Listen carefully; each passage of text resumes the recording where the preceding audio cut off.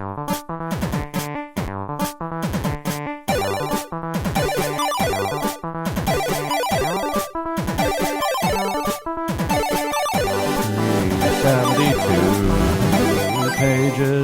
that we'll never get back. Hey everyone, it's 372 pages we'll never get back. I am Michael J. Nelson.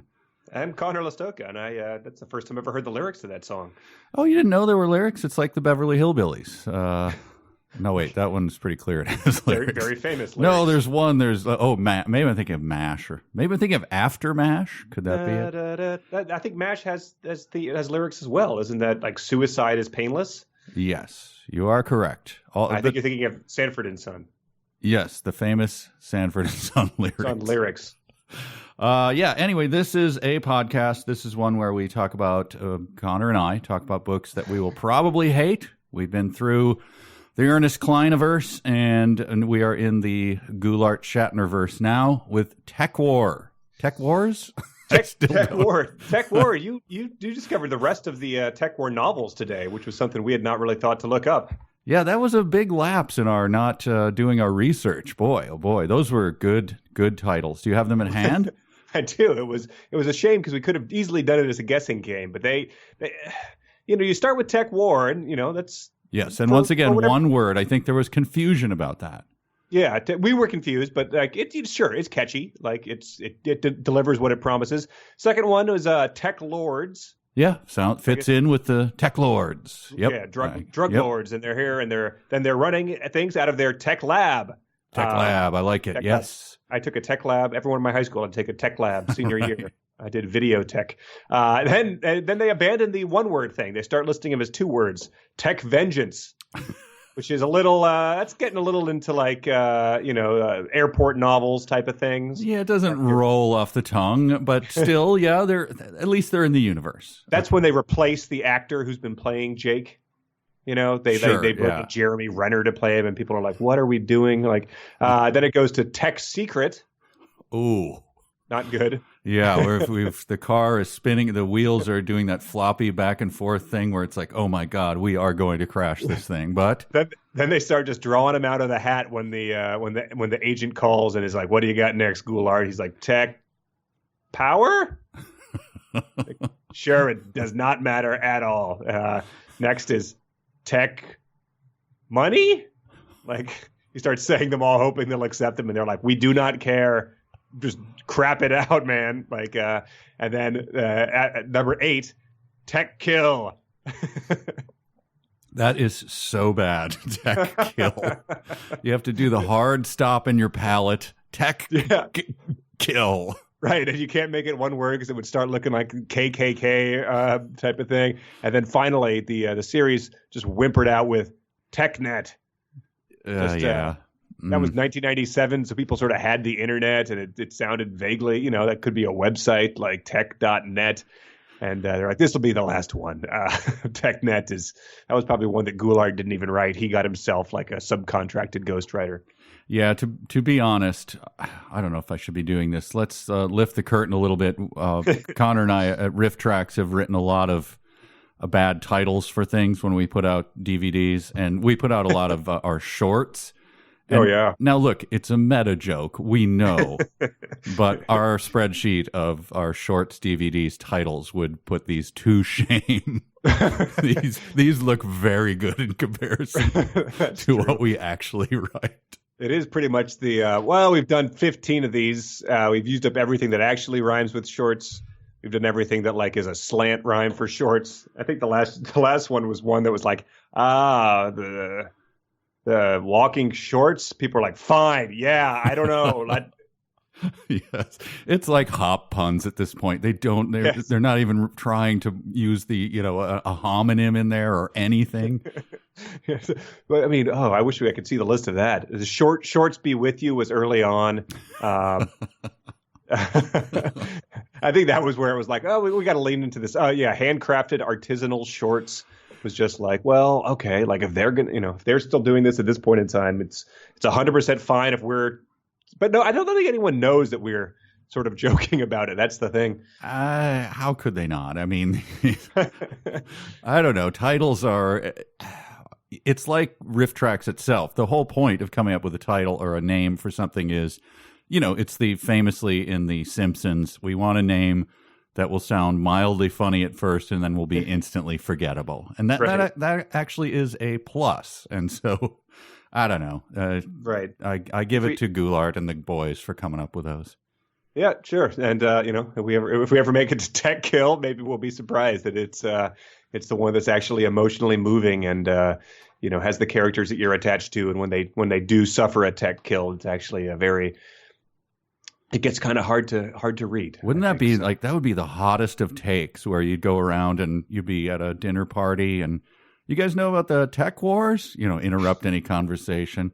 No, actually the first 6 were not good at all, yes. But I'm telling you, I swear to God, you promise me you'll read Tech Kill. It would People be like, get the hell out of my party. But you're not allowed to just read Tech Kill. You have to start because you have to sort of appreciate what it builds on.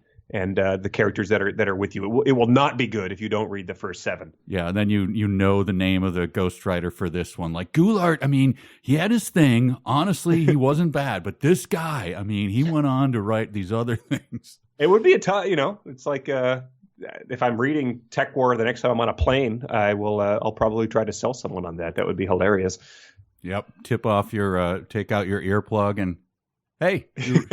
You know this series? You noticed I was reading this. No, I didn't want to say anything. Like for the first time, this is more of a deterrent than earphones are. I am curled up next to the window with a pillow over my head, sir. Why are you interrupting me? Ding, ding, ding. Yes. I was reading Tech War on the plane, and that's how I sort of finished the Thanksgiving vacation this week, was sort of holding my hand in front of the cover and hoping that no one was going to say anything or look in my direction, because this is, we've read some bad books, but this one is just it just sort of creaks along and it goes when he's stalled out a little bit, ladies and gentlemen. We've stalled out. Our sky taxi is spinning around in the sky, stalled. Yeah, the technician walked in during the 4th consecutive meeting with a character that you don't know and don't know who he's talking to and that we'll never see again. And he sort of unplugged and plumbed it back in and was like, I don't know. This is a tall order fixing this one. Yeah. Oh boy, it is rough. I should mention before we just dive in, because there's is there a lot to talk about or a little? I actually have fewer notes, but they're more. It's he goes full Goulart in this one. There's less specifics, but I think there's some larger issues at play here that we're probably going to be able to. And there's repeated themes and everything. So just for those who are waiting for them, of course, all of our departments will be visiting later on. We'll be stealing people's mail, right? We have mail. Yep, definitely. Yeah, okay. Got dumb sentences of the week. Dumb sentences of the week abound in this one. Yes. We've got a real or fanfic that is gonna. I don't know if all of them are going to be tricky, but there's at least one or two that I think are going to be really tricky. Yep. So, all right, to bring everyone up to speed, if you're not reading the book, you're a lunatic. You have to be reading this book. But our hero is wandering around from bar to wrecked ship, talking to people about the tech industry. About a man and his daughter who are trying to... Hot daughter. Hot, but slim. Slim, but hot. If you like that slim thing. And they've crashed in the Mexican... a strip along... Well, no, they're in Mexico. They're not... Yeah, they're in the Chihuahua province. They have crashed. Whether or not they've been shot down by tech lords... Whether or not they've been shot down by War Bride, who watches over the Chihuahua province, nobody knows. Whether they faked the crash, there's all sorts of. I mean, we still have not met these people, so we have no idea what's reasonable to expect. We have no idea, which of these things they might have done because we have never interacted with these people. We've just seen videos of the man and his hot daughter. Yes, and mostly conversations in rooms with Jake Cardigan, and that tradition continues in a big way. Although there is one notable brief action scene in the chapters we're about to read. So we've read up through chapter 11. We're going to cover chapters 12 through 15. Connor, do you want to dive right in? Yeah, it started with Jake Cardigan was in a air cab being driven to some place that was not his destination. He realized they were going in the wrong way, and the cabbie was like, "Well, that's just your opinion, man." When he pointed that out, but the cabbie quickly reveals that he's been wired to transport Jake to this destination against his will, so that if Jake tries any funny business, it's going to end poorly for both of them. The cabbie says, "I've got to warn you that I'm not your usual mechanical cabbie," which is a weird way for a cabbie to refer to himself, because all the cabbies appear to be mechanical. So even to say I'm not your usual cabbie might make more sense there. But he tells him, "You used that gun on me," which Jake was considering, "or even jab at me with a screwdriver," which I don't think what Jake was really considering as the next option. "And we're both in the soup." I had that as a note going, I think the cabbie doth protest too much. He's into that screwdriver stuff. Yeah, exactly. I was not considered. I don't have one out. What are you talking about? If you were to poke it up through the back of the seat where, the reclining portion of the seat meets the bottom portion of the seat, the place where my butt is probably going to be, if you were to jab it there. Please, eyes forward and drive me, even if you're going to kill me, please. I'm just saying, if you were to do that, I'm not going to. I don't even own a screwdriver. Who carries a screwdriver into a cab? We'd both be in the soup, even, and I don't mean that as the drink below us. I mean the pants soup that I have now just by thinking of that scenario I envision. Oh, sir, please just drive. He says, so they've continuing that train of thought. He's like, they've got me rigged to explode, and I mean with a big bang. If I get diddled with in any way. Again, if a guy would want to maybe crawl up through that plastic window, it's going to be tough. You could probably get through there if you wriggle and get up in here. And I'll press my ear against the plastic, and you can just sort of lick the plastic. That will sort of, I mean, that if you wanted to do that, that would cause me to explode. I did note, or maybe I'm wrong, I think so, that, okay, the barrier between the back seat and front seat of a taxi cab is pretty much the Plaz thing that's been mentioned 4,000 times, but this time is not described as such. Oh, wow. So it would have been a legitimate use of this. If you're going to try to describe it to someone, that's the only time you ever encounter that, like maybe that and, a convenience store that's in a bad neighborhood where you press the money between a drawer, like you talked to someone through that as well. That's hilarious. I went to an all-you-can-eat buffet, and I pressed my nose against the Plaz shield that kept me from sneezing on the onions. Wow. But never fear. There's plenty of new Plaz stuff coming up, including one that I thought was a brand new low in the Plazaverse. Yeah, I have a couple of double exclamation points, like, stop it, just stop it. Right. So I think this is pretty much, I don't know if this would have happened when this was a current event or not, but there was a sort of one of those true crime Netflix series, like a lower echelon of these. It wasn't Making a Murder, it wasn't Serial, it was, I think, Evil Geniuses or ring a bell? No. Baby Geniuses is one of my favorite series, but no, not Evil Geniuses. It was like, it wasn't one of the ones that people pull you aside and are like, oh, you need to see this. And then they talk about it even though you haven't seen it. It was one that like one person is like, yeah, it's all right. And you're like, should I watch it? They're like, ah. And you're like, well, it sounds okay. They're like, it's less interesting than I just made it sound. And it was like they had got a pizza man and rigged a bomb to him to make him go into a.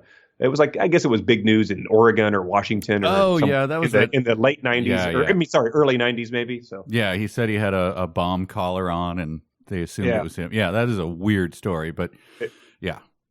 And they did blow him up. So that's maybe that influenced this. There was a little slice of life. But Jake asks, "What's our destination?" And the cabbie says, "The Anaheim sector." And my response would have been like, well, Anaheim, let me just poke you with the screwdriver right now then, and we can both die. It will save us all the hassle of heading there. I noted this while he was in the cab. Within 3 sentences, he said he described everything as the growing dark, the deepening twilight, the sun dropped, dusk, and then they dropped down into the new night. Yes, the new night. Look, we're already the noir angle of this is we are stewed in this. We understand every time that it's dark and there are shadows and guys have snap brim hats over their eyes and are lighting cigarettes. Let's just assume that that's the case. Right. Knock it off. The Calvin and Hobbes tracer bullet is all anyone needs to have read to understand what they're getting at here. Yes. But so they land him. Cabby lands him in a, obviously a stand-in for Disneyland in Anaheim, but an old abandoned theme park. Which, as far as post-apocalyptic destinations go, that's right up there. That's right up with your Call of Duty level set in Chernobyl type of thing. Right. But then I was immediately intrigued because Jake notices a pack of a half a dozen wild dogs foraging and fighting. And it was just the sort of thing where I was like, oh, it just the stories that you could tell if you just like focused on those dogs. I'm sure that would be interesting. Like, what are these dogs eating? Like, what are they doing? How did they get here? Who's the alpha? Like, do they, have they occasionally torn a person to shreds and feasted on them? So my mind traveled to the stories those dogs could have told. And then you looked at their Plaz collar, and it was just like, "Hey, I'm the Johnson's dog. Please return me." And then we get an interesting decision here. So the cabbie has been hijacked. He's been rigged with a bomb. He can't be diddled with in order to deliver him to this specific, interesting location. And then we get a guy who's not even actually there. Yep, we went into the Ready Player One chat room. Right? Oh, yes. A chat room or chat link? Oh, sorry, chat link. Sorry. Without it being parsed, I'm having trouble imagining it. But yeah, it's one of those. Yes. Yeah, this was bizarre. And he brings him to an abandoned ship to put his avatar in the ship. Yeah. And then he really doesn't. This one is very brief. I wondered, like, why did you rig a cab driver to not diddle himself? For all you could have just, he really could have just called him. Or inside the seat of the cab. There was nothing that was benefited at all by having the presence of himself there. No, none at all. This is Wintergild. Is that Wintergild is he's bald and has a tattoo of a rose on the side of his face. Okay, yeah, I missed the rose. Yeah, he's the International Drug Control Agency head, right?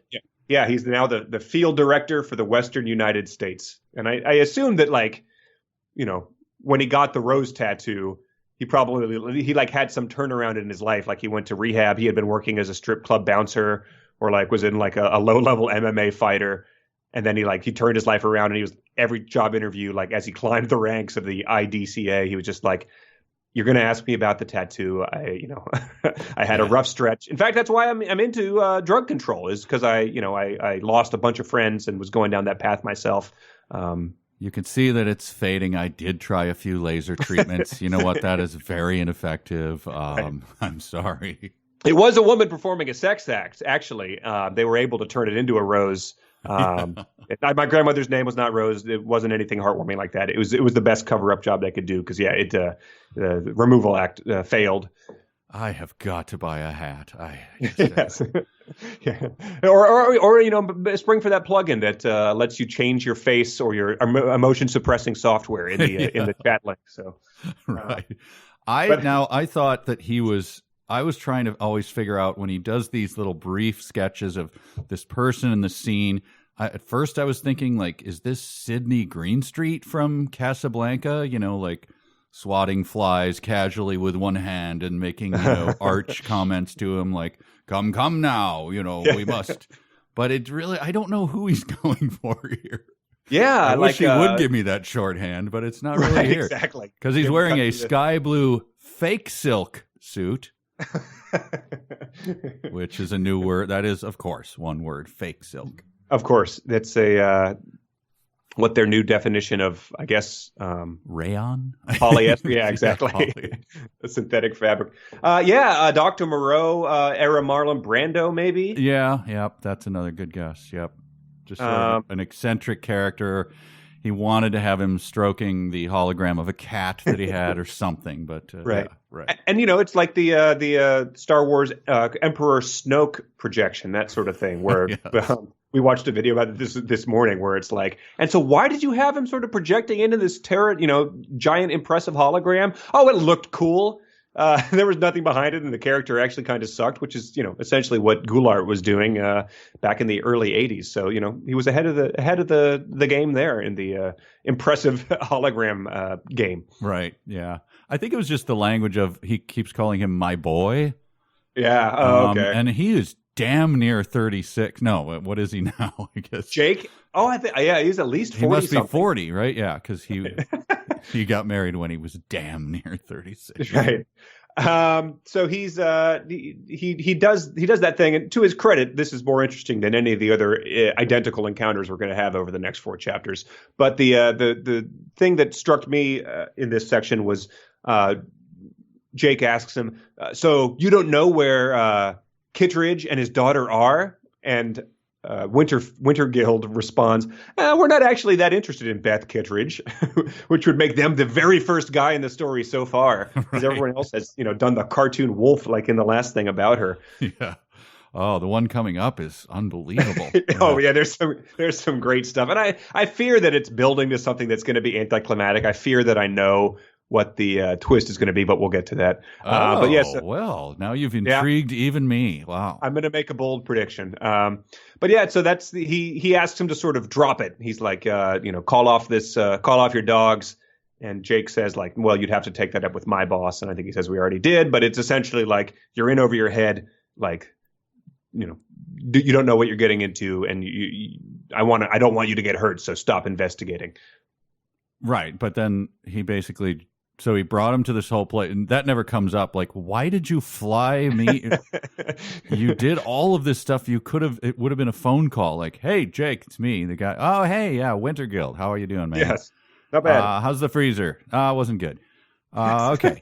Hey, you're doing that thing. Like, just be careful. Thank you. All right. Have a good day. Right. Because as usual in these things, you've got you'd have the goons standing behind him and the guy's sort of there making an imposing threat. But all he really has to offer here is like, a ride out of this place, which I guess in theory, Jake is able to find easily and is able to call for. So there's no real threat of physical violence, which is how these scenes usually go down when you're asking someone to call off their dogs. Oh, I think that it's pretty threatening when he says, here's a quote from our Wintergild, "Reflect on my suggestions, Jake. I really don't want to have to worry about your intruding in my investigation." That's it. Okay. And then he says goodbye. And then Jake says back to him, "If I ever meet up with something other than a projection of you, watch out." And that's the end. So that's a whole chapter. Right. Meanwhile, the cabbie is like taking his next customer who playfully pokes him with a screwdriver, and they both explode because he didn't know how to disable the. I figured he was like looking in his trunk, like trying to find the screwdriver and putting it in the back seat. Hey, I don't know where they came from, but there's a bunch of them back there. But weird, huh? Do not under any circumstances. Yeah, so it's sort of what it reminded me of is those Batman serials we did, and probably just about any other serial, because these all sort of build and they have minorly interesting settings and cliffhangers that are immediately either forgotten or undermined as the next chapter starts, which is just how those Batman things worked. It would be like, how will Batman escape this? Find out next time. And, the next time it starts, Batman untied himself and was able to like leave the thing. It's like, okay, there's not even an effort made at how he gets out of these situations. Yeah, they'll do the classic thing. They show the car exploding in the one, like, oh, he's 100% dead, and then the next one he just like leaps out and is easily saved. Yeah. Aha. So yeah, that's what it reminds me of, and they sort of continue this streak into the next chapter, which just starts off in another sort of exotic location. Yeah, this is what that incomplete term, or I don't know, imprecise term called smash cut, which people, I guess, screenwriters like to put, not real screenwriters, fake screenwriters like to put in there. Smash cut to. That's like, well, any cut is smashing to something else. You don't need to say like cut. We understand what a cut is. Sure. So it cuts to him in another conversation with another guy who seems pretty similar to Wintergild. Right. Yes. He's sort of like, Wintergild's, like an inverse almost. Like he's more like sleazy as opposed to the fancy sort of creepy. Yeah. But this guy is This what's his name again? I'm searching for his name. Oh, brother, did I even jot it down? I assumed we were never Jerry going to see... Sundell, which sounds like a Fargo name to me. Like, hey, Jerry Sundell here. Yeah. Yeah, in Fargo. Yeah. But he's not that wholesome. He's a porno producer. Yes. Or at least a movie producer who smokes marijuana with an H, which has come up. Not the first time this has come up. I don't think we mentioned it the first time. I don't know what that's all about. I don't know. I noted that too. So it changes back again in the future? Is he doing that as a joke, or is Shatner like, look, when I was born in Toronto in 1927, it was spelled with an H, and damn it, in my books, it's going to be spelled. I don't know. It's puzzling, but it seems like to be more legal. I guess there were ads for it in the airport, so maybe that was the legalization loophole they found. It was illegal to smoke it with a J, but once you put an H on it, that's all doors are open. Yes. But he's making movies, I guess, because he's gotten out of the porno game. He's been out. This was another thing that I thought would be like, I'd rather hear this story. I have been out of porno for 3 years, Jake, ever since the Supreme Court West Coast Division ruled that showing sexual intercourse between lifelike androids was as filthy and obscene as when humans screw. It's like, yeah, like I'd read a 3-volume history of that case probably. Yes, that was one of my dumb sentences. Oh no, fear not. There are many other dumb sentences, but that is incredible. Like wrapping all of that into all the backstory and everything, because he said before that. And maybe it's sarcastic. As much as I'd like to honor our old, deep friendship, Jake, buddy, Sundell Productions isn't as vast as it was before you. And that's the explanation for it. It's like, wow, so big Supreme Court precedents when I was up in the freezer. Right. Right. I guess so. I didn't realize that took place during the thing.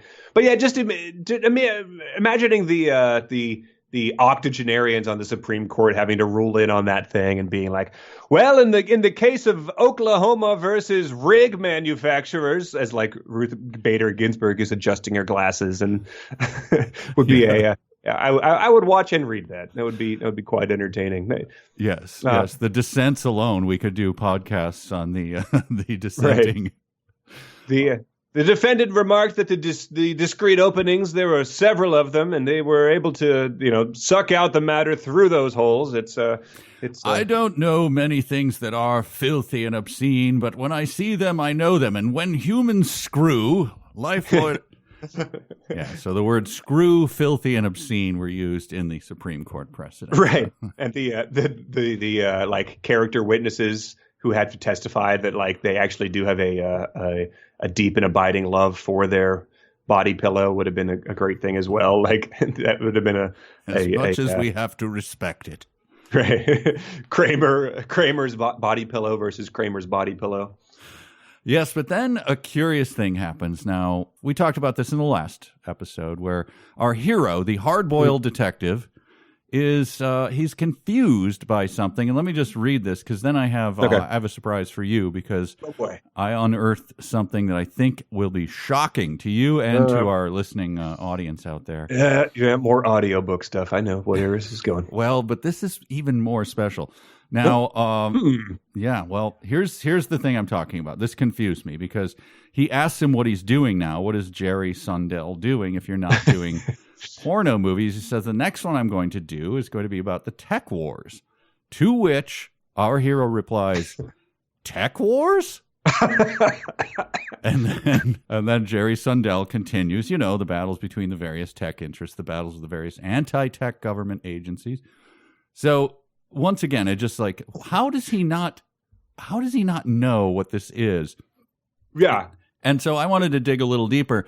And I have a friend of a friend who was able to give me a little snippet of an aborted attempt by Shatner himself to do an audiobook of this. Yeah. Huh. Yeah. All the ones that you've unearthed so far have just been like sort of a full cast. Yeah, those are more like for the Audible thing. This is going to be a special release. And then I guess they diverted everything into the TV show with, what's that guy's name? Greg Evigan, I believe, played him. Wow. But anyway, this is This is historical content. This is Shatner doing it, giving a run at it, and this is an outtake from it, and this kind of explains why our hero is confused.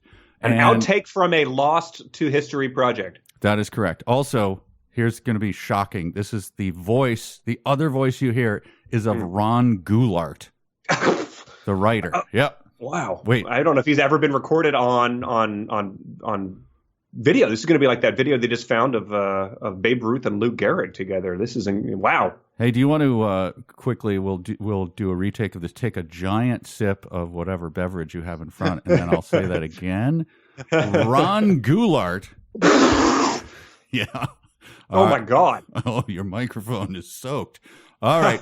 Anyway, let's run it. This is the lost and outtake from the Shatner Goulart reading of Tech Wars. Sundell sighed out smoke. My next movie's not going to be a porno. It's going to be about the Tech Wars. Tech Wars. This is the first time hearing about it. Tech Wars. You know, tech. Mm-hmm. You're hooked on it, one, and you're investigating it. I'll take your word for it, and what was the second part? War. You're telling me you don't know what war is? You start to say what it is, and I'll jump in. Oh, okay. Okay, damn it. Break the tape. This is not my original dialogue. Bill, are you rewriting me again? Goulart, please. I'm rewriting me, remember? So it's not Jake? It's you that doesn't understand basic terms and concepts? You send your chapters to me a few days apart. You expect me to keep all of it straight in my head? You called me and said, Goulart, I've got one word for you, possibly two. Tech War. Then you mailed me a $300 second-party check from TJ Hooker with the words, for Tech War book in the memo line. And now you're telling me you don't remember what a Tech War is? No, of course I do. It's just the readers, you know. You have to spell it out for them. Bill? Goulart? Define Tech War for me. Define Tech War. Well, it's clearly an android that explodes when you touch it. Gotta go filming The Final Frontier, and I gotta punch up God's dialogue. Shatner! So there. Wow. It explains where that confusion comes from. Yeah. Yeah, the quote unquote author of the book with himself was unable to understand his own title. Well, I mean, I can only just wonder what his reaction to Tech Kill was then. When they wrote that book. Yeah. Well, maybe we'll find versions of Tech. Who knows? My friend was very circumspect. I'll have to. I owe him a favor. So right. We've got a Tech coming up. Yes. That's the academy where they go to learn how to manufacture tech, and then. That's right. Anyway. Oh wow. So yeah, that's good stuff. What was his name? The movie maker? Oh, Jerry Sundell. So yeah, Jerry Sundell is sort of going on about the Tech War movie he's producing, and he leaned forward in his chair. The movie will also have romance, a terrific subplot, and lots of bimbos with impressive tits. And so I thought it was crazy that Disney hired this guy in the first place. Given his background, this doesn't seem like their traditional fare. But hey, it has been 4 years, so maybe the mouse has taken some risks. But the centerpiece of this scene, really, I felt was the action sequence. Action sequence is an odd way to put it, because it's an action sequence that sort of just involves the character standing there and looking. But it's the Jerry Sundell's mansion starts to shimmer and shake. Yes. Another quake? Asked Jake. Shit! God damn it! Shit! The wrought iron trim faded, grew dim, and was gone. Next, the thick cream-color stucco walls blurred and disappeared. In less than 3 minutes, the entire house had vanished. So they have Jake says another quake. Jerry cusses, and then they stand there for 3 minutes. Well, as the house disappears. The house disappears. And now the way that he writes it, you don't get until after the fact what is going on here, correct? Yeah. I did not understand it. He says, what was the house, asked Jake, a hologram projection? Which he says, yeah, it's a hell of a lot cheaper than actually building. Yeah. So he goes to a guy's house. He presumably serves him a drink or something, and they're sitting around and they're looking at the house. He drove up to the gate, or he skycabbed into the gate, whatever. And then it's just a projection, and it disappears because he isn't paying his bills.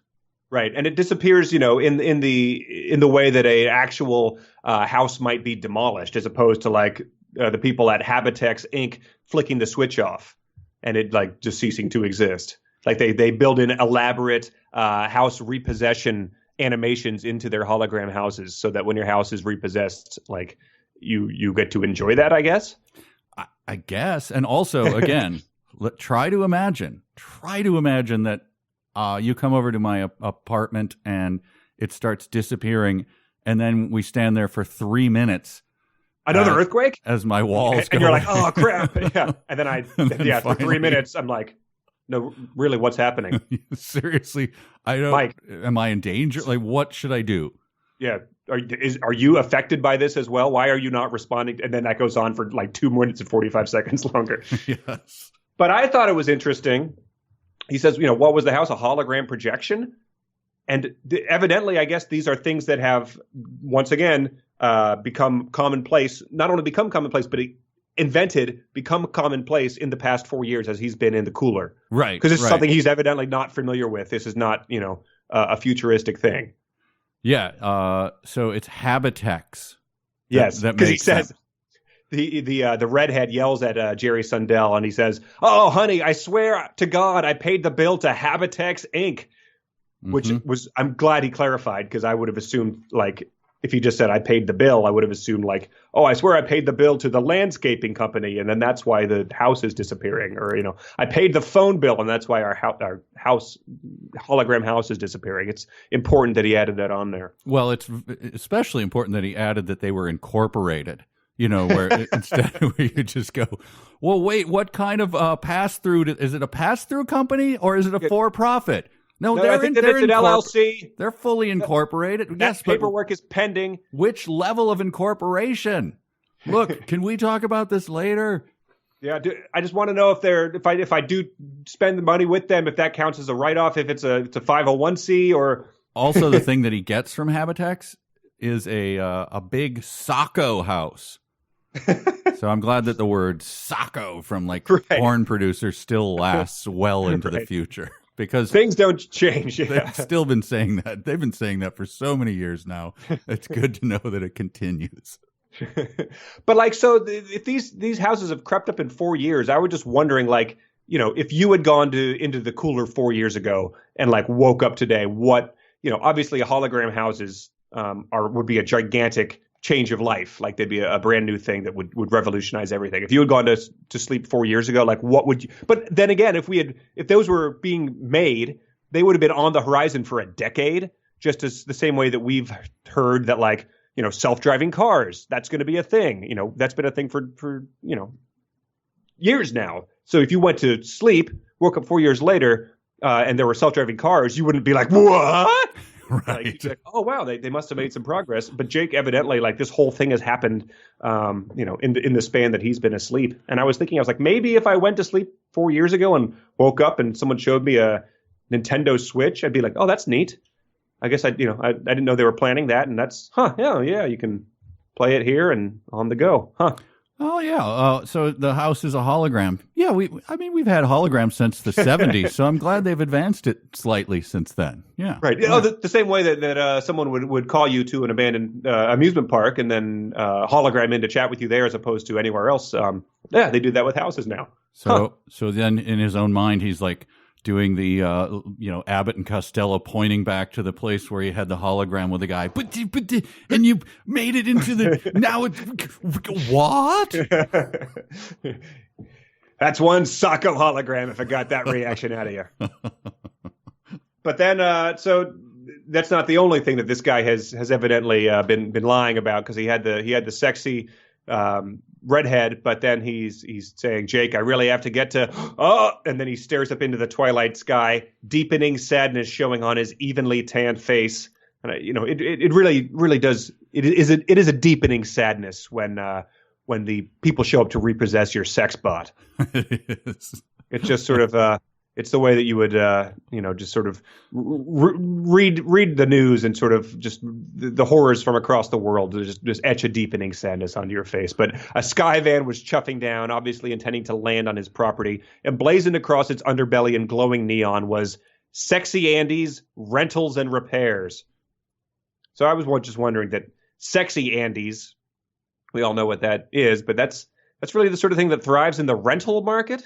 Yeah, well, here's the other thing about this really sexy Andy. It had been programmed to talk like, I don't know, Mel Brooks from 1961 or something. You schlub, called the naked redhead. You haven't even kept up the payments on me. She tosses in a putz as well. Yeah. But yeah, that was another thing. As the house was sort of disappearing, that then the sexy Andy just sort of sat there as they engaged in the rest of their banter back and forth. But I didn't get, like, where is it sitting? Like, what part of the house is structural and which is not? You know what I mean? Where was she sitting? Yeah, I guess like the round water bed that she's on inevitably is real, but just the walls and stuff. So but he has the plot of land, but they took his house away?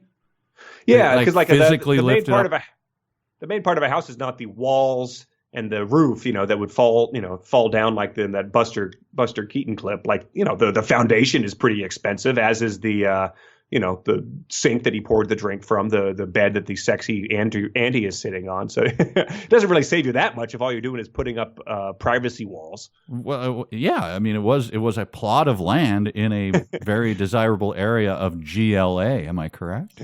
Yes. Yeah, it was in the Watts district. Okay. All right, so he sends him on to, once again, this is just a conversation that is a red herring, as far as I can tell. I mean, they talk about, Sonny Hokori. They talk about Winter Guild. They talk about Bennet Sands. But they sort of like come to the conclusion that maybe this guy was running tech. Maybe he was trying to destroy all the tech. And maybe he was working in league with any of those people we just mentioned. And that's all that happens for the next 2 chapters, just to give it away, is they speculate on whether Sonny Hokori is doing it, or Bennet Sands, or the doctor, and the doctor is having an affair. So I'm not going to bury the lead here. That's pretty much what happens, right? Yep, that's what we get. It's it really is like those. It's like give me 5 variations of the same scene, and it sort of just takes place in different situations and with different people, but they all just sort of touch on how these people are doing. The first one of them, though, is he goes to like a university. He goes to SoCal Tech. Okay. So yeah, all the venerable institutions also collapse, and then these new fake sounding schools spring up in their place. Right, and he double times it up the steps and goes through the plaza doors. Yes, he goes up a walk ramp. Yes, and he meets the librarian, a chrome-plated, his humanoid face reminding Jake of Winger. Yes, the most famous chrome-plated person. Our favorite. We've met How is Winger doing, man? I mean, wow, the Winger. I hope that Tech Kill is about Winger exclusively. I mean, it's sort of like the way that everyone, when Psycho started, everyone was like, "Oh, this movie is going to be about this star actress Janet Leigh," and then they pull that surprise on you, Socko, like that. Just and the rest of it's not. So, I mean, hey, I was reeled in hook, line, and sinker. You start a book with these vivid descriptions of Winger and his white suit and his paisley undershirt and his sound resembling a laughter, and you're like, why would they waste all this time describing this guy if this isn't the main character? And hey, that's Goulart reeled us in. Oh man, I miss his voice already since we heard him earlier. This leads to a great sentence, though. This is this robot that he talks to, who is chrome plated.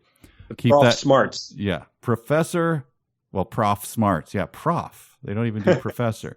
And then this leads to this great sentence. There was a plaque on this smart bot, whatever, that says, "This is a licensed Prof Smarts, copyright 2118 by EdAid Limited, one of 162,000 serving universities and colleges around the world. For service, call Arcade Ant, Oxnard Sector GLA." My just God. like, why did you? What are you wasting words? What is this? Yeah, Is this not only supposed to be wasting words. funny or what? What is that? So yeah, a woman signs up for this to get some information. Like it's a library essentially. She wants some information, but you have to pay for it. And the Prof Smart says, "We'll cut you a deal." This page-long section ends with Jake reminded himself he had a date and moved on. Mm-hmm. So I didn't understand that at all. So the woman asks for information, Lana, and Professor Smarts winks at her. Like, are they having an affair? Like, what is that supposed to be? I didn't understand that.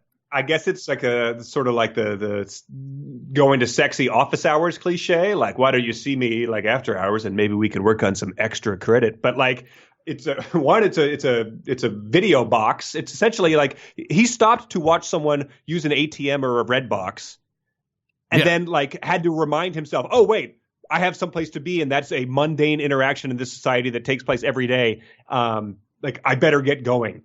Well, Connor, he has been in the freeze for 4 years. 4 years.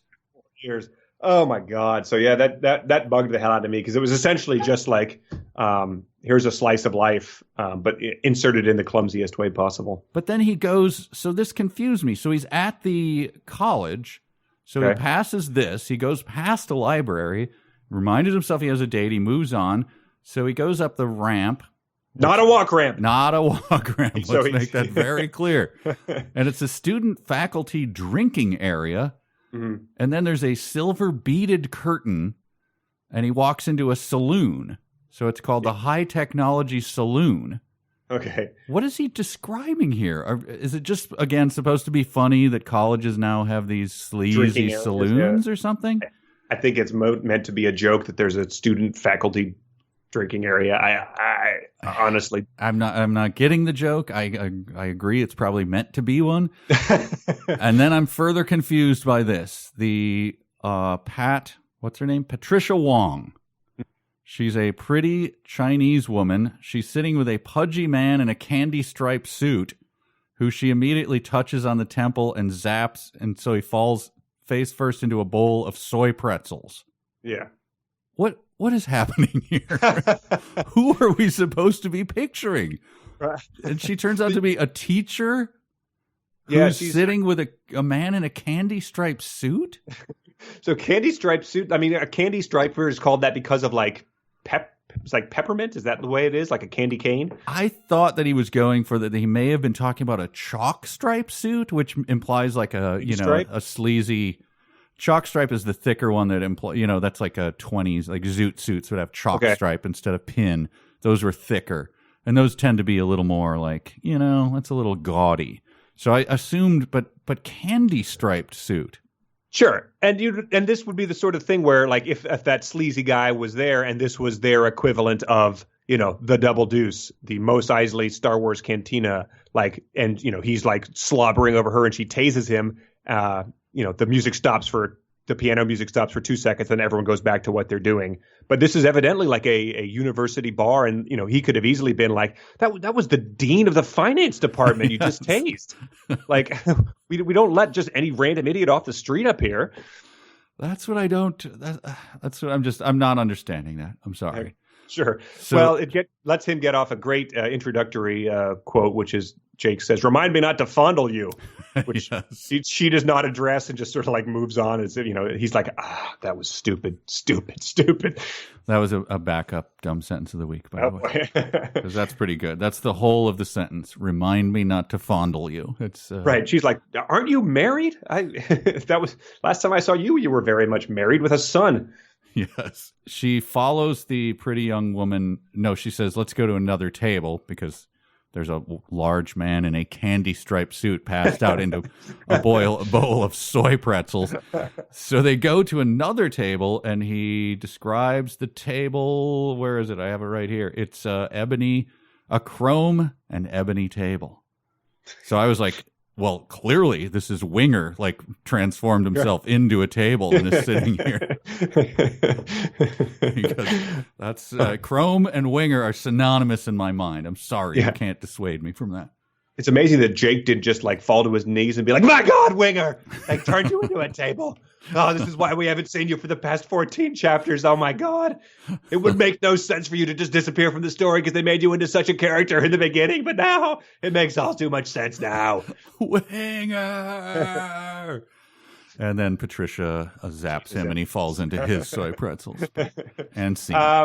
Yeah, but they order up some beers. She explains to him what she assumes Kittridge's plan could be. It's the sort of thing where like nobody knows this, but like everyone's either heard stuff or formed their own plan. So she presents to you a plan which we just assume is correct immediately. But it was a long, detailed plan, and my takeaway was there's like RF waves that can take out every chip via satellite. Right. And she also tosses in he's like, oh, he also, by the way, just has another casual interest in super androids that can pass for humans. The way that you would like toss in, like, oh yeah, he's also he's gotten really into Django Reinhardt recently. Right. But that seemed a little too Chekhov's gunny to me, and so that's my theory about the super hot daughter. Yeah. Oh, okay. Yeah. That's of course it. But I like that. I like that she says ones that can pass for human in every way. And I just thought to myself, their first move was just to stop giving them chrome eyelids. You're already ahead of the game. You might be fooled from 5 feet if you stop that. Right. Yeah. The makeup on the woman who immediately had to say, "I'm not an android," because she looked so much like an android that they're so fake. But yeah, that makes sense. And every way. Yeah. Every way. It's like, okay, all right, like the sex ways. I knew what you were implying when you hit every way. You don't have to. Yes, of course. But then she in this meeting, the second meeting of the chapter, the third meeting of this section, she makes a bold suggestion, which is he ought to really go talk to Hilton Dannenberg in a meeting. So I enjoyed them setting up meetings during their other meetings. It was a very recursive structure. Well, let me tell you, I don't want to spoil anything, but no, if you're listening to this, you've read it already. You know that he has a meeting with his doctor. Now, this meeting here, they went to a bar and they drank a few drinks together. When he meets the doctor, they go to a bar and they have a few drinks together. So stay tuned for that. They had dark ales here, which came up through a hole in the table, summoned through a futuristic thing. The next meeting is in Mexico, so they have Mexican beer, which a waiter brings them. So, which leads me to one of my don't spoil it. One of my favorite sentences ever. Okay, but now this beer, when it came up through the table, which did it come up through the chrome or the ebony? How dare you not? You're leaving me hanging here. Maybe it's ebony because dark ale has spilled on the chrome. Oh, that's it. Yeah. It's just like congealed and they've not sopped it up.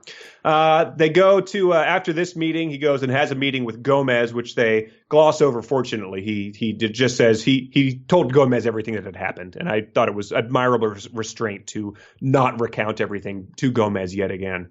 Yeah, Gomez sitting there in his white plastic cast. But I'm surely you've highlighted this. Of course, yes. There has been a tragic. Gomez is worse off than we thought. Yeah, because he seems coherent. He's speaking. He seems in good spirits. His plastic cast is on. He's healing. But my God, tell him what is wrong with Gomez. Well, he's survived the explosion. He's checked in with his loved ones. However, his curly hair was somewhat subdued tonight.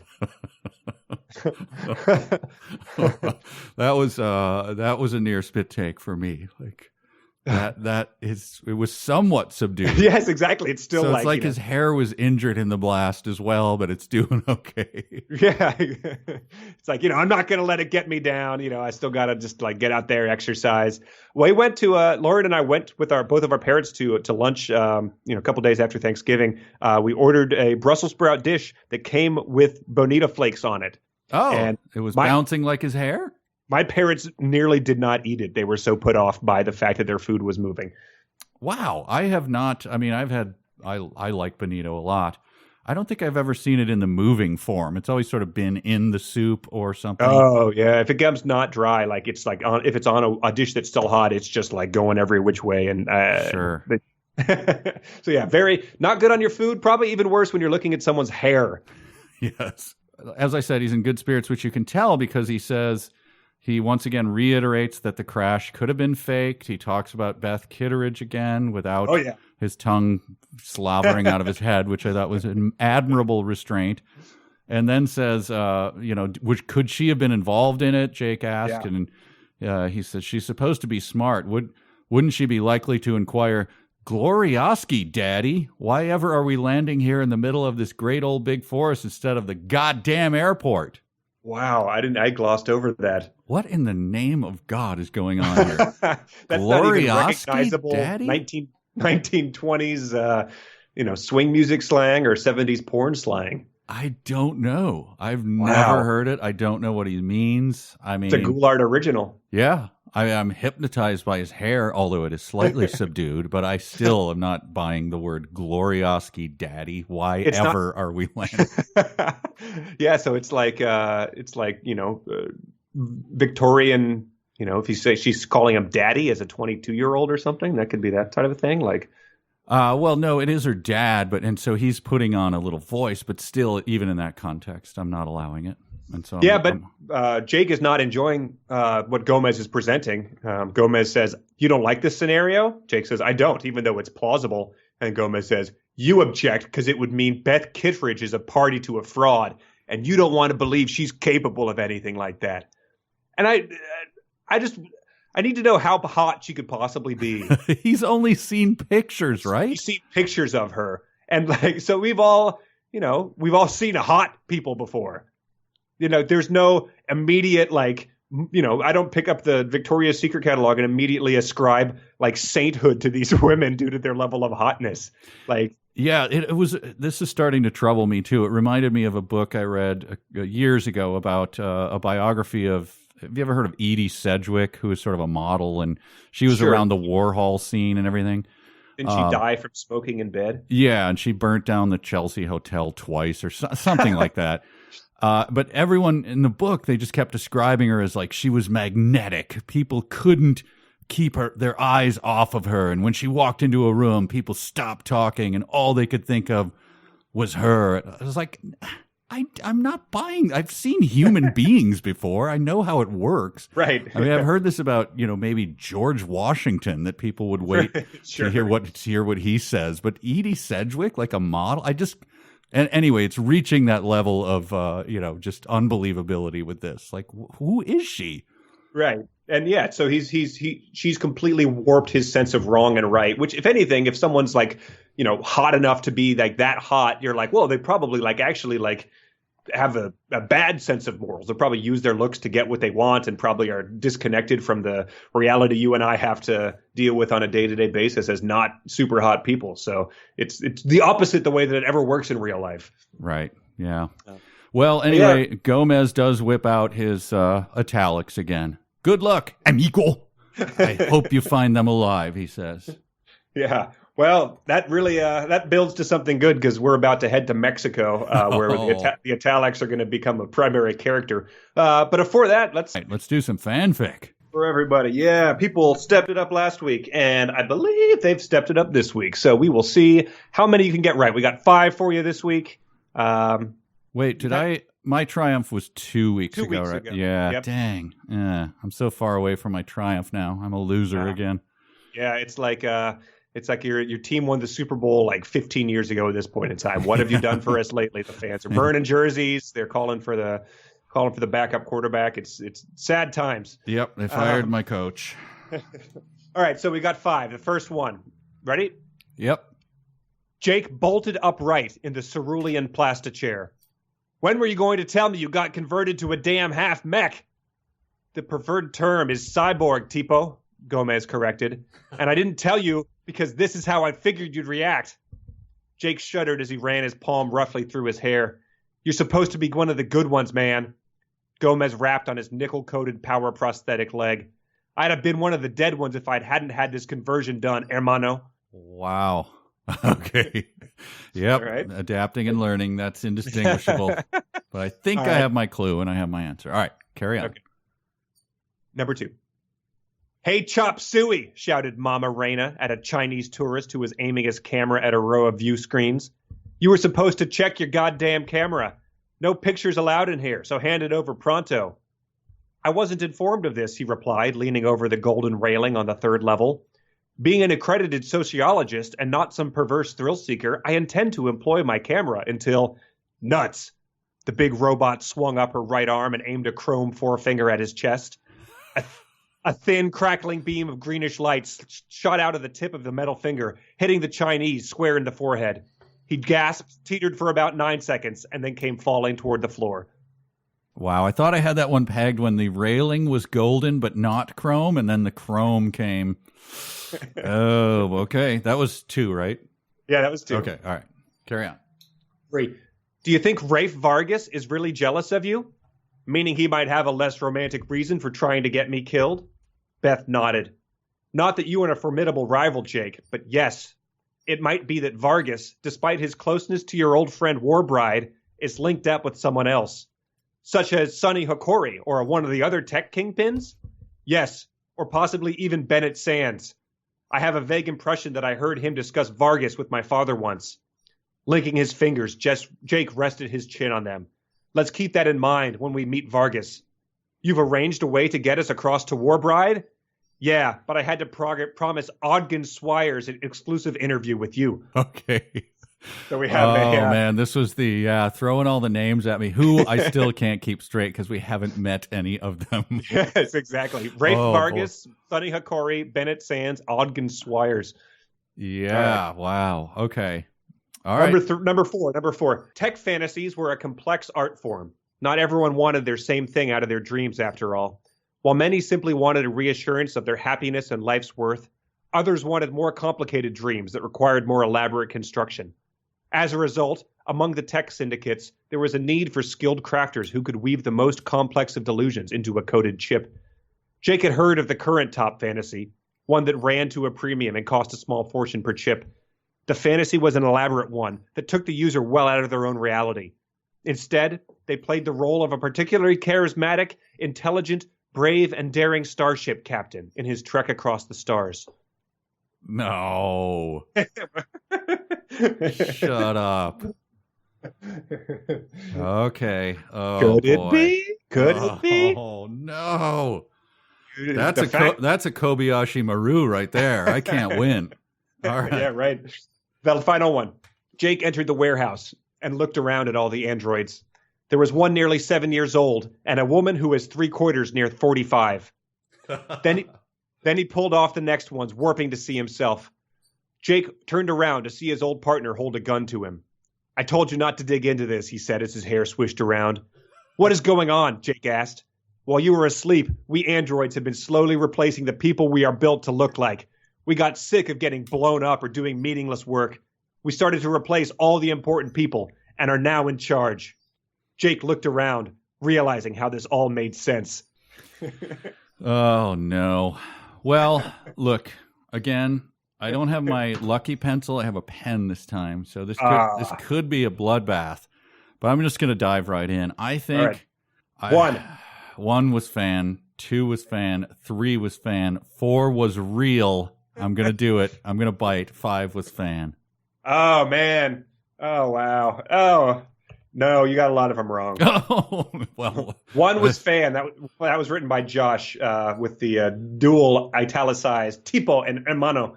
Cerulean plastichair is nice. Yes. Like that. Okay. Number 2, where she hits the Chinese swear in the forehead is real. No. So then that's real. That has this was a trope. The Asian tourist with cameras that was in like Gremlins 2 and like I feel like other movies. Old. Yeah. Number 3, without mentioning all the people who we have not met and are not there, that was real. No way. That was good. That was unbelievable. In the span of I think 7 sentences, they mentioned 5 people that are not there. Oh, but that's all the book has been so far. So we're in a future place and they're still doing it? Yeah, he finally gets to meet up with the hottest woman in the universe, and they discuss all these other people. Number 4, the Captain Across the Stars. I thought that was too fake, but it also seems like there was a chance he slipped that in there. I thought maybe Goulart did it, and Shatner went demurred and went, "No, we shouldn't do that." It's like, no, it'll be worth it. Trust me. That was my thinking. The most self-indulgent thing in the entire world could have been in here. And then the last one was also that one with the fanfic with the fantasy of the captain was Jill, and the last one was fanfic by Jennifer. I didn't understand some of the last one, but I figured it would fit in there as potentially just stuff we didn't understand in the real book. Yeah, wow, that was well done. Complete failure on my part. I didn't know what a woman who was 3/4 near 45 meant. Oh, I think that's what made me laugh. I think that was his obsession, his weird way of stating ages.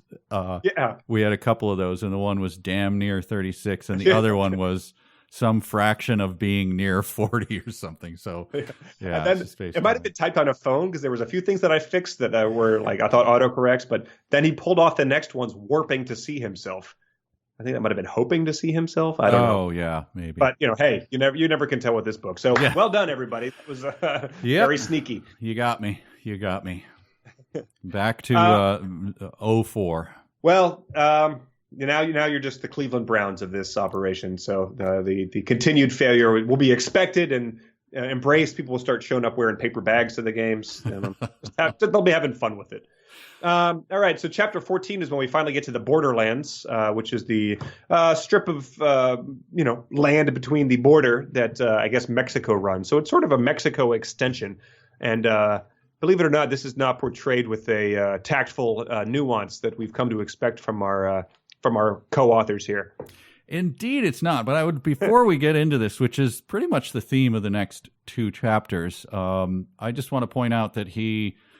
Through the dust-streaked I went for plasta and Plaz windows of the land cab he'd taken from the airport.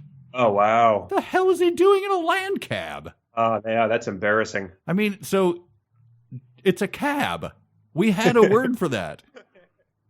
You took the cab. We have the 8 new words. In fact, 9. There's one coming up, which I won't spoil as well. But so why is he taking a land cab?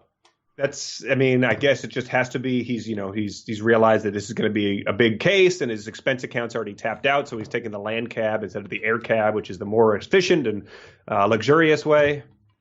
Well, let's dive right into the quasi. Is it racist? I don't know what to. I hate to label things as racist, and they're not. It's just he just dives into the cliches of Tijuana in a way that. Right. Are pretty much straight down the line. There's no invention here, is what I'm saying.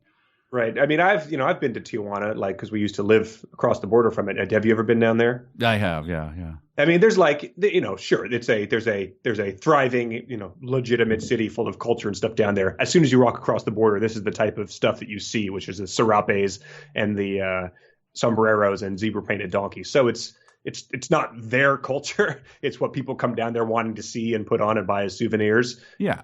But that's what you see when you go there. So whatever. It's it's probably not.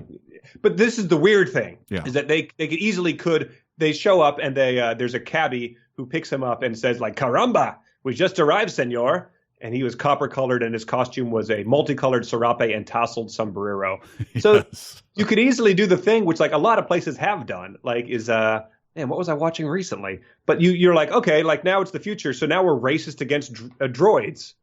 That's a spin on this whole thing. We watched a very bad movie recently called there's a puppet movie, the Happy Time Murderers, where it's just now we're just racist against puppets. So you could do something clever with that, but they're oh no, we're just going to be racist against the same people, but we're just make the droids embody the racist stereotypes, so we don't have to.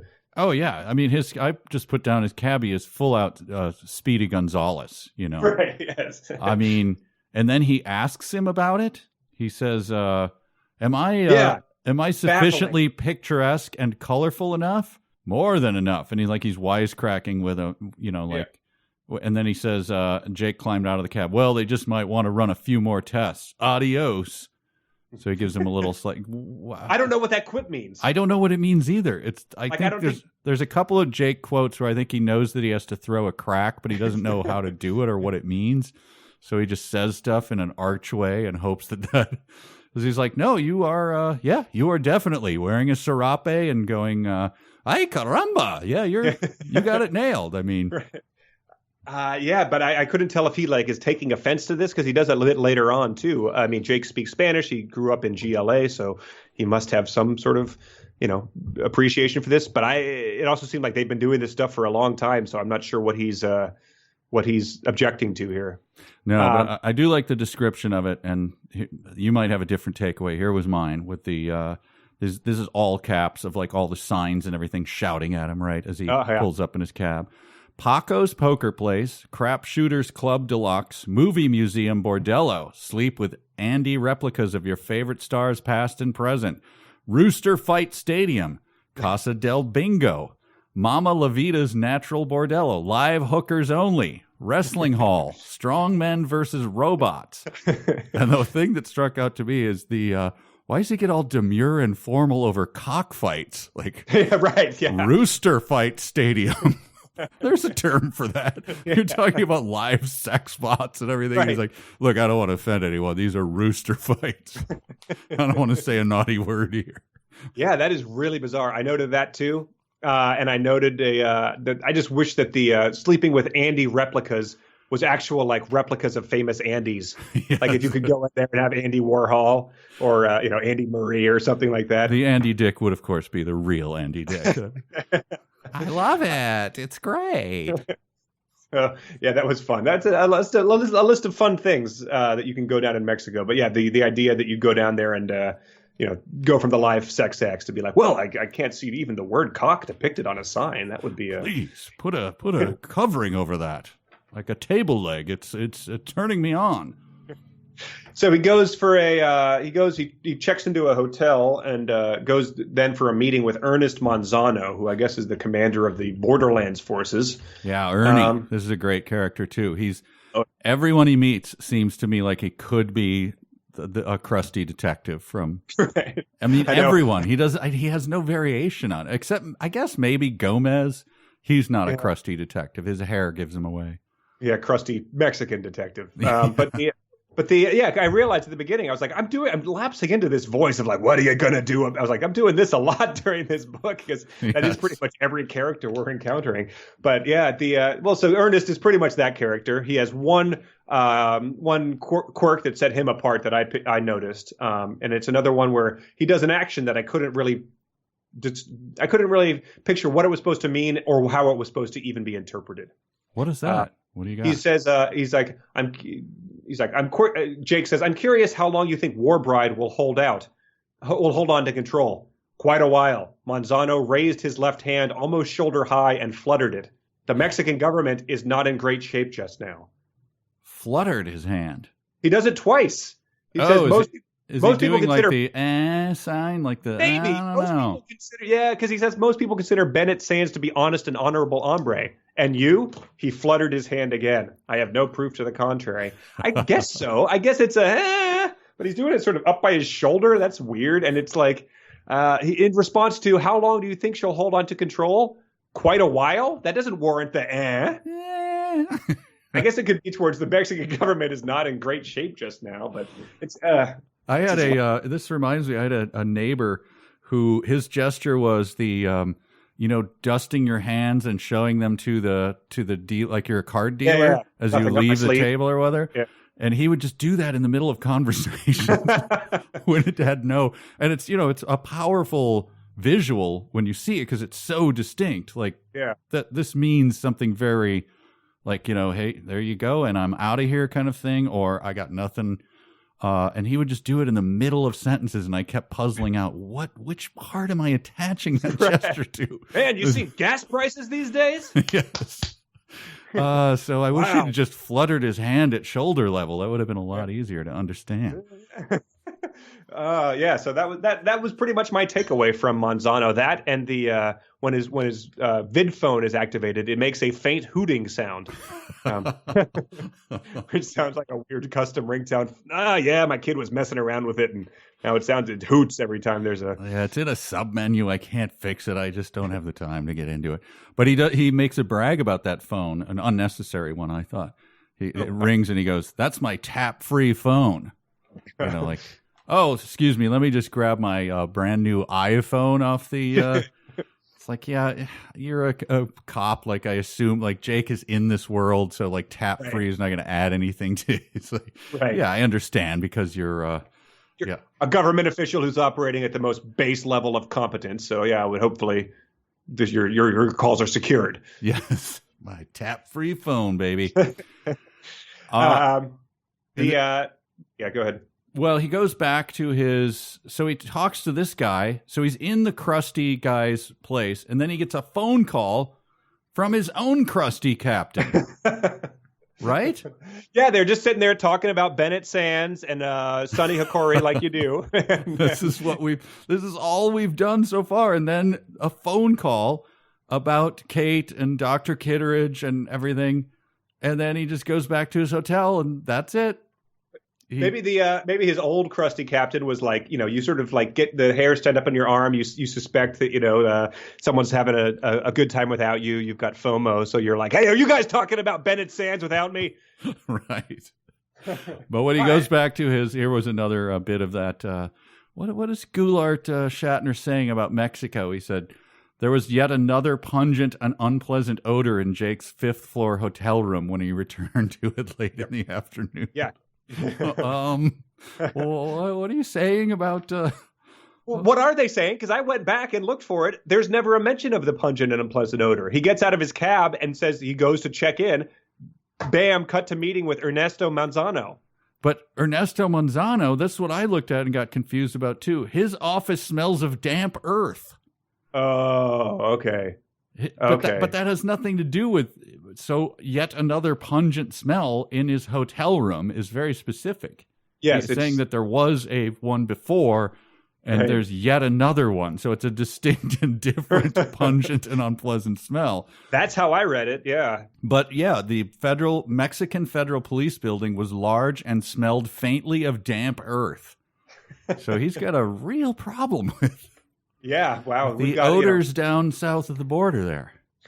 We build a hogan or wigwam out of clay since we are in Mexico. That is, we do not have modern building things. And the donkey painted like a zebra will take your coat. So that's the end of the chapter. Well, it ends with a large, wide Mexican cyborg charging at him. Yes, our first action scene since the brief one we had way back. Yeah. It's the first action scene since the guy remembered that Bennet Sands owed him money, but then he remembered it was Sonny Hokori who owed him money. And so he promised he would get in touch with him later to get that money back. I thought the action scene where they briefly talked about Dr. Kittridge was the most thrilling. But this scene confused me a great deal. And I later realized what I was missing, and I felt slightly stupid, but it was also very poorly done. Okay. So yeah, he's identified as a large, wide Mexican cyborg. So I did not understand how he knew he was a Mexican cyborg. I didn't know if he was also wearing a serape, or if he was, carrying a piñata, or trying to sell me a large plastic replica of the Last Supper. But it turns out, and then it uses all this weird stuff to describe him. It starts describing him as, the cyborg. Then it starts describing him as the big man. He punches him and kicks him, and he cries out in pain. And then when he cuts off his cyborg arm, he bleeds everywhere. And so I went back and looked at it, and it was like, oh, okay. Cyborg is a person he got like a metal arm attached to him. Oh, what? I was reading it as like a robot, essentially. That's what I did. I didn't understand. I thought I thought this was just like a, alien thing. The movie Alien, where I thought he was one of the indistinguishable creatures. And so they are sort of have blood, but they're, come on, we know the Westworld thing here. I thought it was like that. Exactly. I thought it was that deal.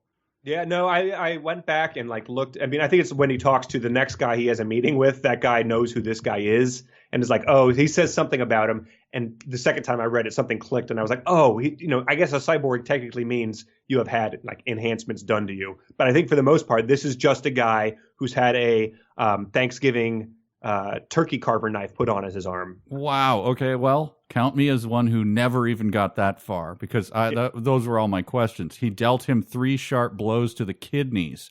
So I'm just like, well, that's a mistake in Cyborg. Right. Yes. Putting these vulnerable kidneys in them. But well, there you go. Yep. I did not know that, and I did not catch that at all. It's because it's terribly written. The cyborg went tumbling into the corridor and landed flat out on the orange, yellow, and red carpeting. Jake dived toward him. The man made a growling, muttering noise and lashed out with the blade.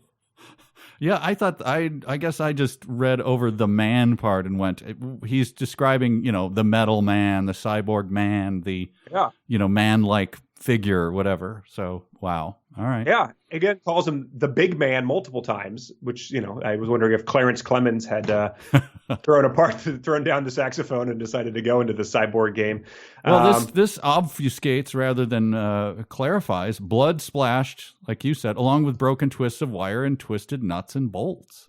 Right. So, yeah. Okay. All right. So they bolt the thing on. They literally somehow bolt a knife onto your arm. Okay. It took me a long time. I'm sure we're not the only ones. I'm glad that happened to you too. But yeah, it got me very, very caught up. I guess we need to rewatch the Van Damme Cyborg trilogy. Yeah, well, at least the big man leaves with quite a bon mot. Screw you, muttered the big man, and your mother. So that's his parting shot to him. In Spanish. He and Jake were going back and forth in Spanish, which evidently he's quite fluent in. Yeah, yeah. But so after that encounter, he repacks his suitcase, tosses in the knife hand wrapped in a Paloma Hotel towel. He phoned the desk and arranged to check out. He left no forwarding address. Yeah, that was another one of those where it's like, okay, you read this in another book. Yeah, it doesn't make any sense here, and it's not funny. Right. Yeah. Has anyone ever left a forwarding address upon leaving a hotel they stayed in for a night? I like this line, too. The omniscient narrator says, by the time he was upright and able to breathe regularly, it was too late to chase the assailant. How do you know? I mean, the guy has his arm cut off. You're not even going to give it a shot? Like, just run out? He could be laying on the second stair down the balcony going, exactly. Oh, shit. Oh, God. Lost a lot of blood real quickly. Oh, man. Yeah, he left a trail of mechanical parts and blood, so it'd be very easy to follow. Yeah. Hey, I have your hand. You paid a lot for this. All right, so that's over. That's the last action we're going to get. Yep. And because now, he goes to back to beer and conversations, my friend. He's approaching the meeting. He looks up 1,000 feet above. A Plas-bottom Taurus skybust was drifting over. That's the one where it's just like, shut up! You took a land cab down here.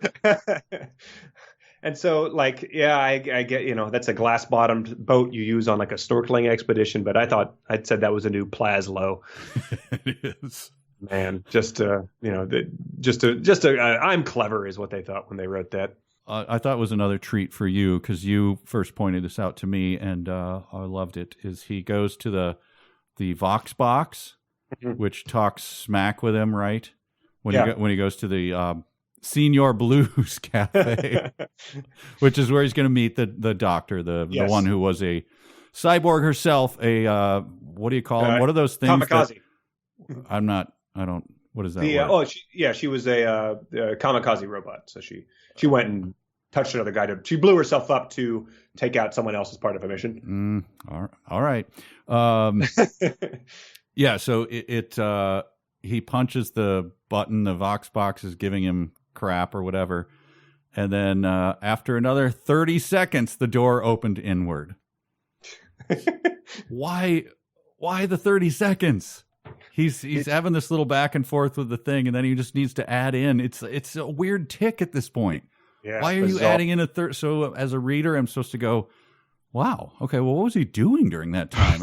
Again, that whole thing of like, hello, and banging on it. And... Right. It must have shorted out. Maybe it's one of those bars where it's like you have to do something sneaky to get in, and then once you're inside, you realize everyone on the inside is watching the monitor, and they can see you. Like, no, touch your nose, and then we'll let you in. And then like, oh, the whole bar can see this. It's on behind the bar. Right. It's like most people walk away after 22 seconds, and so that's really their window to keeping people out. So he's like, it's time to keep the line low. Just come on, come back, come on. It's fun. Free drink. Sorry for making you wait. Sorry, that was weird. We shouldn't do that.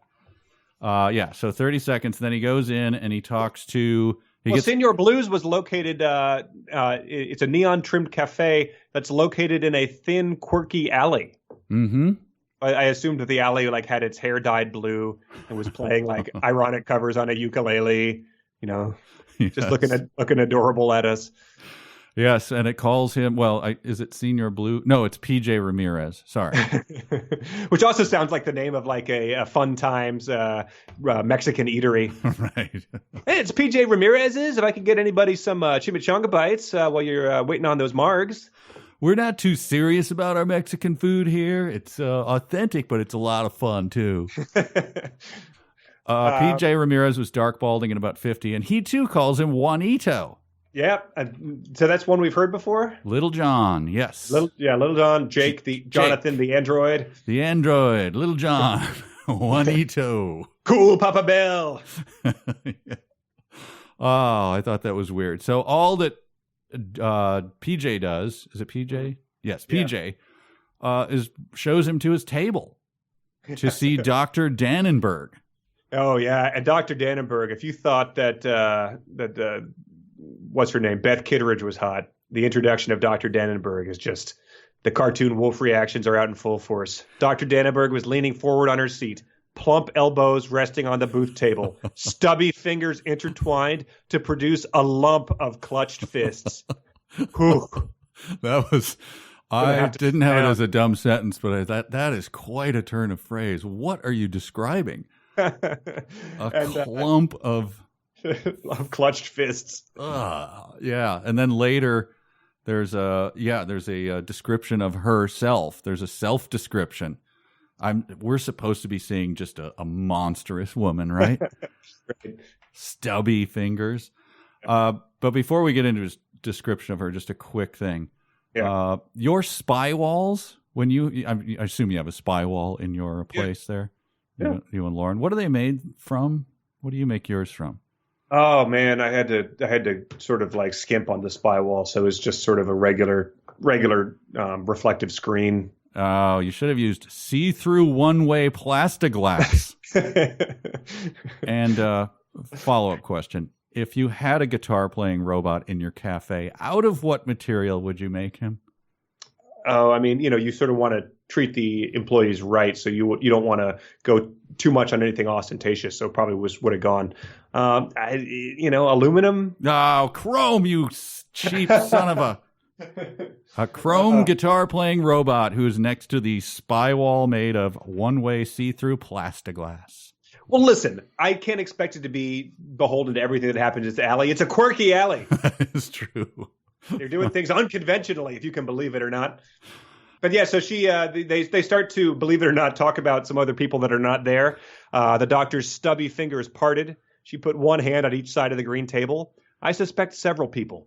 For instance, do you know Sonny Hokori? Oh, and I just wrote in the book, my God, I feel like I know Sonny Hokori better than my own father at this point in time. It was like another thing, like another Simpsons reference. But when Homer's idea for the Poochie character was, whenever Poochie's not on screen, all the other characters should be asking, "Where's Poochie?" Yes. But she says to him, which he takes right away without asking any questions. She says, "Several tech lords." Since they're all apparently believe that I am still actively engaged in anti-tech research. I was just disappointed that there wasn't a tech lord. What is this now? Explain that. Well, yeah, and that's anti-tech research? Just throw tech into anything and he's baffled. But they're having beer, which I noted she pounds her beer. Dr. Dannenberg, who has a lump of fists and stubby fingers, and describes herself as not very attractive and doesn't want to be flattered because she knows she's ugly. She just pounds those beers. Yeah. We had an email. Brad wrote in, said the same thing. He said, pay attention to how quickly everyone in this book's drink beer. In chapter 3, Pat Wong drinks a beer in a page and a half of conversation. And chapter 15, Dr. Dannenberg finishes a beer in 2.5 pages of quick conversation. Apparently, women in the future really put it away quickly. And Jake signaled Ramirez, who'd been leaning against the bar, and pantomimed the bringing of 2 beers. Yeah, I like that too. I want to see that done. Yes, exactly. I want it on my charades team. Yes. Because, clearly... There's drink, yeah, but what would be, I'm PJ, and you do a pantomime of, like a drink, like what do you do? So you put something to your lips, and I look at you, I don't flutter my hands, but I put them at shoulder apart, right. Both of them, and I go, and then you do it again, and you're like, grain. How do I describe grain? I start, grain being. I start doing I'm working at a mill, so I'm putting on an apron. I've got a thing on my mask, a mask to keep out the dust. I'm milling the grain. He's putting a harness on something. Oh, that's a donkey, and that is a a conical mill. That's a conical mill that you're doing. Yes, I'm trying to sound like sparge tank. Oh, but yeah, pantomiming too, because obviously what he did was reveal gravity. I don't know. Yes. And then it's like he gets into like the specific hop pun that he's trying to sound out the name of. I just What on pop do you want me to do? So I guess he did the spout thing, but he, I just quickly, if someone did that to me, I'd be like, also then you have to ask what kind? What yeah, exactly. Is he doing the holding a mug up and doing the... Please, they are in Mexico, so he brings them Mexican beers. Yes, of course. I'm sorry. The only beverage south of the border. The bebida. Yes. Anyway, that cracked me up. I quickly mimed pantomiming the bringing of 2 beers. Yeah. But then the next time, I thought we had so much stuff that I didn't make it. I think the next time he just, signals for, I think it says he signals for a beer. How? Yes. A completely different gesture for 1 beer. When he brings it over, by the way, he brought them 2 bottles of Mexican beer and 2 chilled glasses. Then he bows to the doctor, smiles at Jake, and goes politely away. So this is just more ceremony that I like in getting my Mexican beers than I would really ever want. Could you just set them down, please? Right, yes, bowing. Exactly.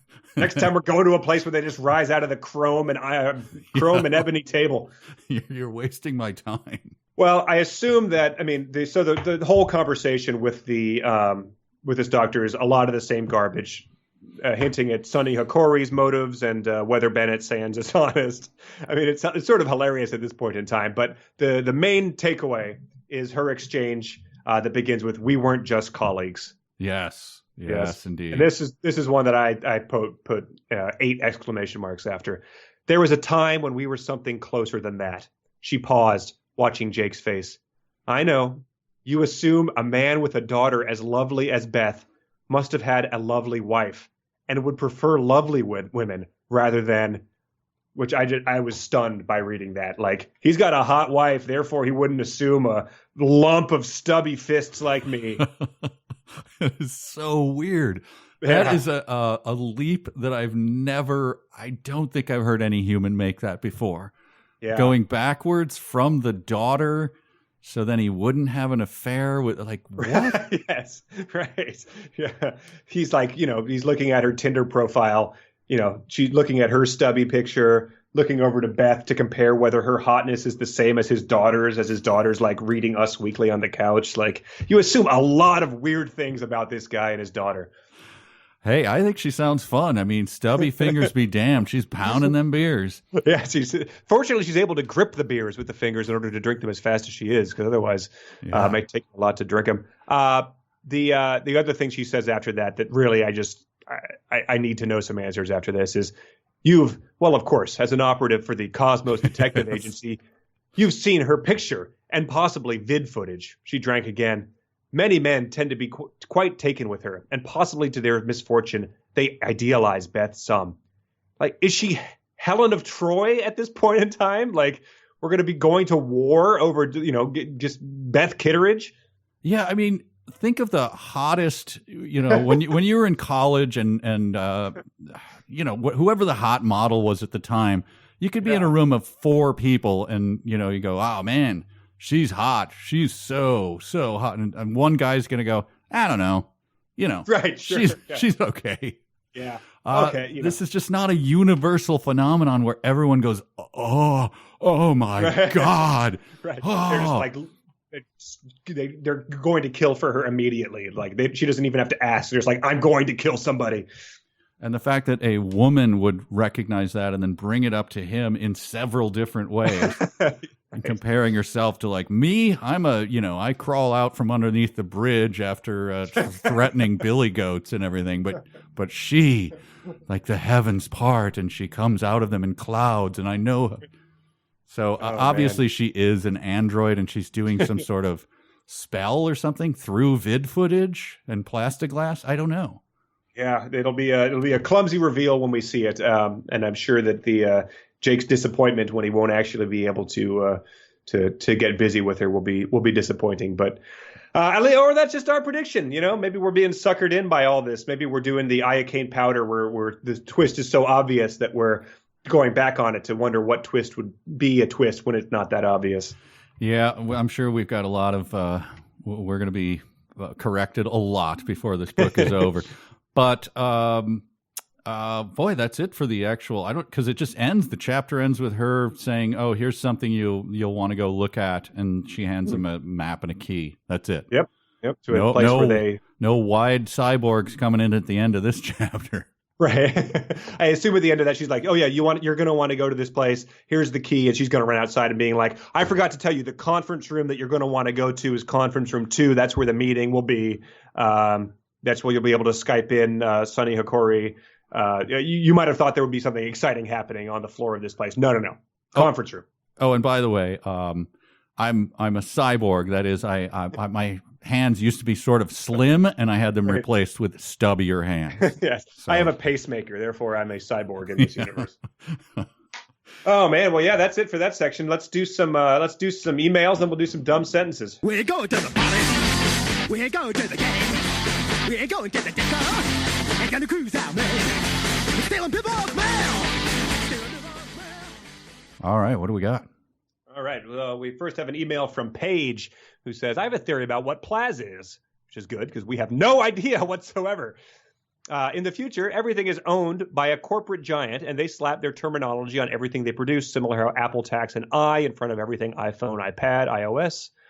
Some company must now produce all the chairs, shingles, glass, cups, eyes, cartons, doors, mugs, windows, wood, brick, crates, leather, china, sacks, and sheets. Yes, I did just search all the time. Plaz is used in text. Oh, wow. So there we go. But is that discounting Plasta then? Yeah, I think that it's clear that that's a competitor, possibly a third, also ran like a type of thing. So yeah, that would sum it all up. It's a big mono Plaz corporation. Right. Elizabeth wrote in, after the latest episode, I've been really focusing on the dialogue in Tech War, more specifically the way no one is capable of speaking like a human being. Well, perhaps some of them are cyborgs, Elizabeth. Maybe you didn't think about that. In this week's reading, I got stuck on a couple of utterly incongruous uses of the word commence. And then she lists them. I think this was the porno guy. Jake, I'm commencing to be a bit offended. And I was commencing to suspect that myself. And she's a teacher, so she says, this is the sort of garbage I get when one of my high schoolers grabs a thesaurus and starts randomly swapping their words for fancier words without actually knowing what they mean. I wondered if this was in fact the case with our lovely ghostwriter, so I searched up some word frequencies within the book. Forms of the word commence crop up 8 times, all used awkwardly as far as I can tell. Things began 22 times, and things or characters start a ridiculous 109 times. Just scrolling through, it's mostly Jake starting to take very basic actions, starting to walk, starting to get up, starting to sit. So maybe an editor, what's that? Noticed that things were starting too much and a new word needed to be swapped in. I'm commencing to suspect as much. Oh, that's a great theory. I noticed the commence too, and I thought maybe it doesn't quite rise to dumb sentence, but it's very clumsy. Yeah, I glossed right over it. I didn't notice it, but someone else submitted that as a dumb sentence. But yeah, it's sort of like when you would in Spanish class where I would get something translated through a software, and then you'd go and change it enough so that it didn't look like it was changed through the software. Maybe they're just doing that with the editors doing that with the final text of the book. Right. A little sort of a quasi Jim Tice action there, where he's clearly writing with a thesaurus. Yes. And now let's do the dumb sentences. A sentence begins with a capital letter. A capital letter is a letter that's big. A capital letter is not a small letter. A capital letter is big, big, big. A sentence. Oh, I still like that theme. Can't help it.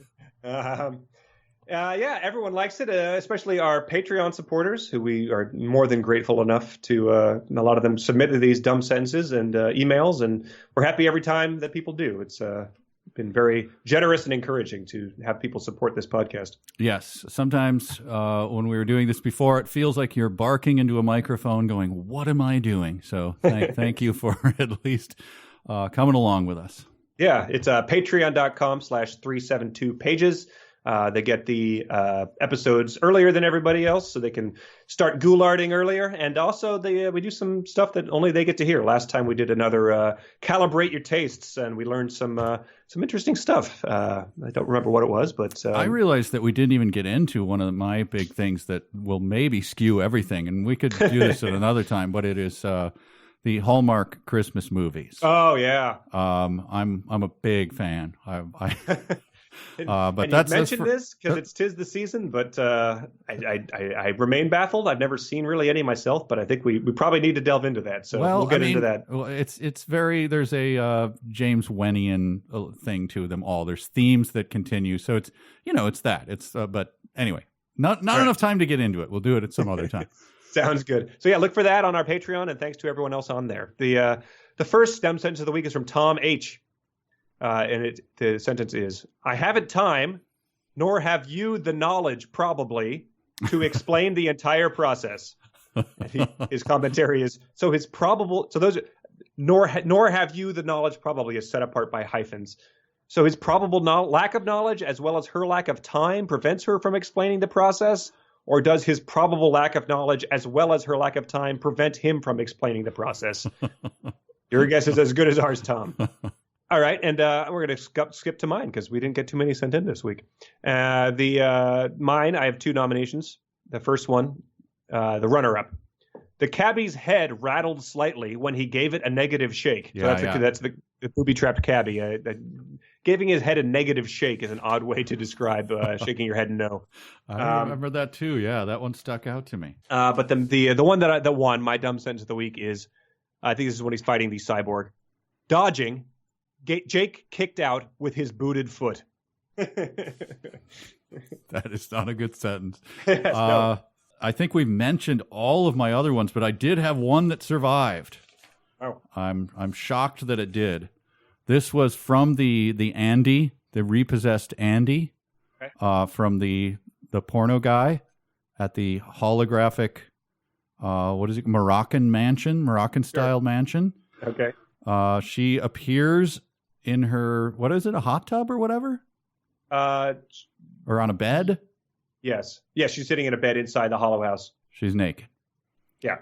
The line is simply, "You putz," she accused. Wow.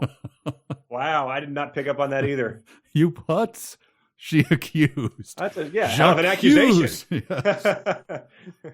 Wow. Oh, yeah. And it's so goes on to accuse him of not paying the bill, so it just sort of jumped the gun on the modifier. I don't know, her whole demeanor, like he got was he watching the Sunshine Boys when he ordered like a Neil Simon thing, like, "Look, you putz." He stamps out his cigar into the Walter Matthau is his sex bot. Wow, that's incredible. Yeah. I'm accusing you of being a putz. That's what All right, that's all I got. Yeah, I think that's all I got too. So I think for next time, we're going to read through chapter 21. We look forward to getting your emails, reading your fan fiction. We look forward to hearing a lot more about Bennet Sands from third parties, and really getting a chance to revel in the ravishing hotness of this guy's daughter. Maybe we'll get a chance to meet her and find out if she's actually an android or not. I'm still in shock that thing that you read was real, that they keep mentioning Kittridge and Beth. Unbelievable. That's all he does is go from one location to another. So hopefully, I mean, more wide Mexicans. I don't know. That's the best we can hope for.